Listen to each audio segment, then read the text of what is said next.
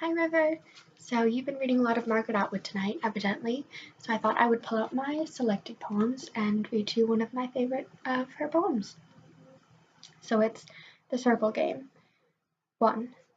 The children on the lawn join hand to hand, go round and round, each arm going into the next arm, around, full circle, until it comes back into each of the single bodies again. They are singing, but not to each other. Their feet move almost in time to the singing.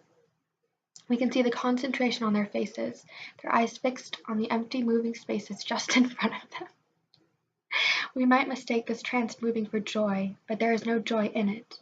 We can see, arm in arm, as we watch them go round and round, intent, almost studious, the grass underfoot ignored, the trees circling the lawn ignored, the lake ignored, that the whole point for them of going round and round is faster, slower, going round and round. 2. Being with you here, in this room, is like groping through a mirror whose glass is melted to the consistency of gelatin. You refuse to be, and I, an exact reflection, yet will not walk from the glass, be separate. Anyway, it is right that they have put so many mirrors here, tipped, hung crooked, in this room with its high transom and empty wardrobe.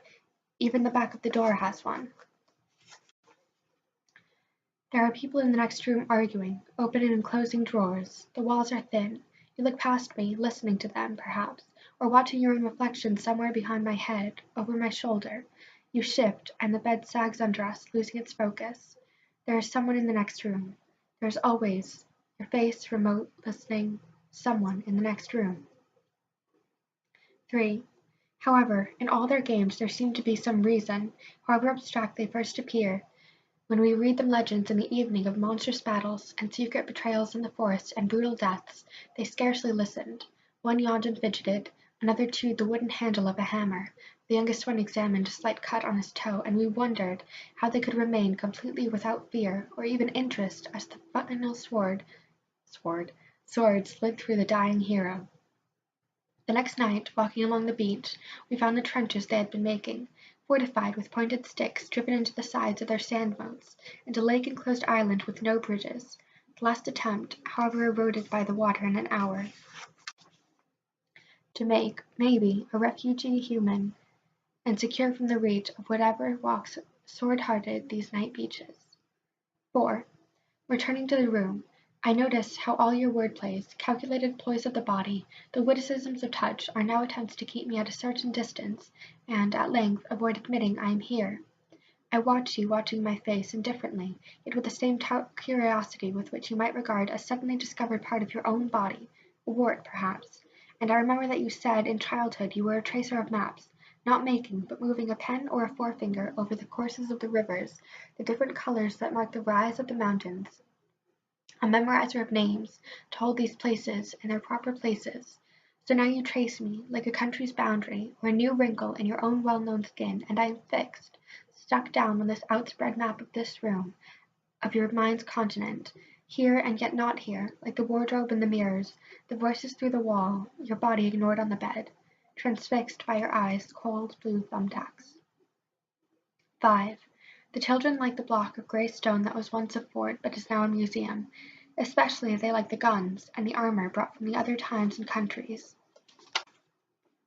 And when they go home, their drawings will be full for some days of swords, archaic sunburst maces, broken spears, and vivid red explosions. While they explore the cannons, they aren't our children.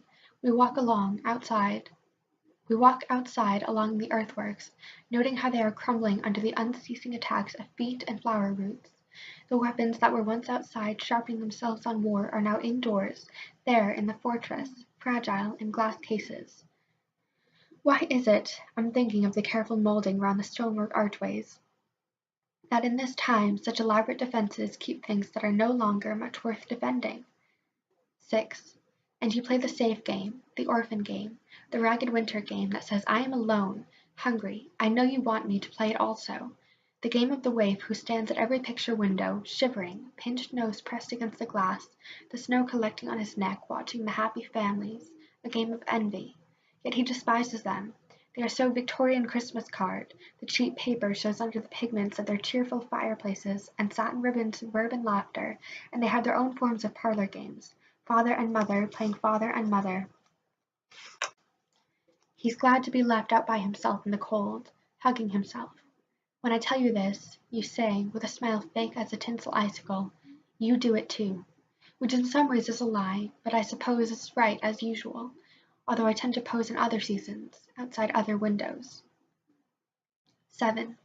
Summer again. In the mirrors of this room the children reel, singing the same song, this casual bed scruffy as dry turf, the counterpane rumpled with small burrows, is their grassy lawn, and these scuffed walls contain their circling trees, that low clogged sink their lake. A wasp comes, drawn by the piece of sandwich left on the nearby beach. How carefully you do such details. One of the children flinches, but won't let go.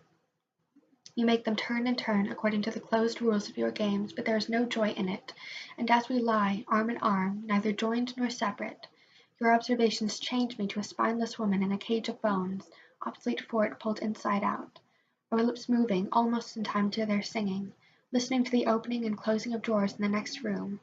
Of course there's always danger, but where would you locate it? The children spin around a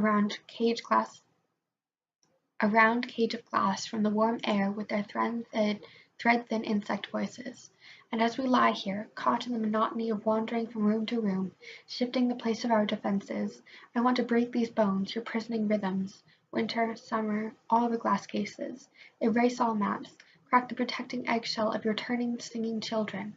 I want the circle broken. Sorry I messed up so many times. It gets a little difficult to keep reading when I've been going on a while. And Basil came to say hi and then he abandoned me, so that's so sad. But I love you and bye.